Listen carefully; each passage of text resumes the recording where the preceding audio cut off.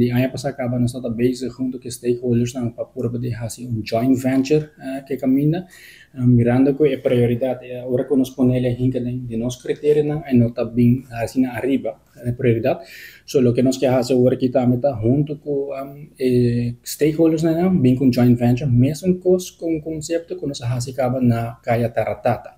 Essa aqui também é bem bom, de qual nós queremos fazer mesmo conceito para o Bushiri também.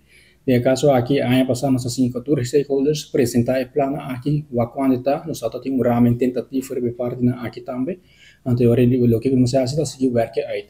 Mirando que tem assim um hobby que o caminho da hobby transitar também, e agora que doana também vai ser recrutação e tráfego um tique mais pisar banda.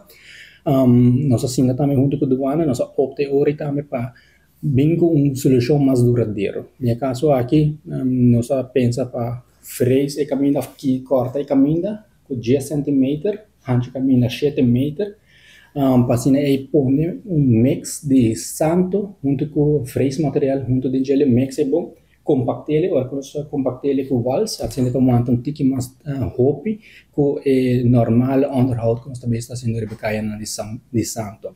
So de caso aqui ele ajuda, ele mantém também com dor que está frequentar hopi de banda, ele ajuda também para baixar a frequência de underhoud de manutenção ribe caminho aqui. É também mais largo, é mais fácil para manter.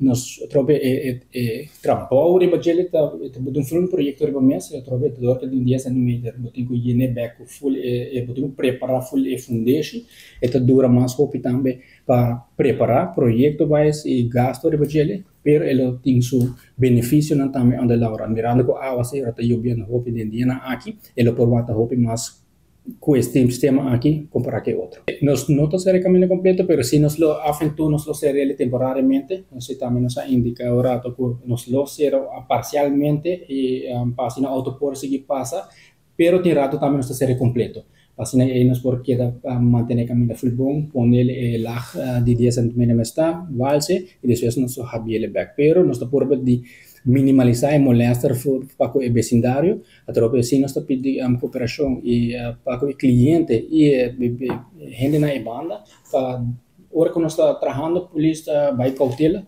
que não pode duro e dá espaço também para nós trabalhadores por fazer o trabalho da maneira que está. Essa aqui é uma duração de quanto? Essa aqui está uma duração de pelo menos semana para 2 semanas. Através de caso aqui para o tipo de projeto aqui nós por fazer 75 para 70 metros por dia. Então, ele tem uma duração de 1 semana para completar.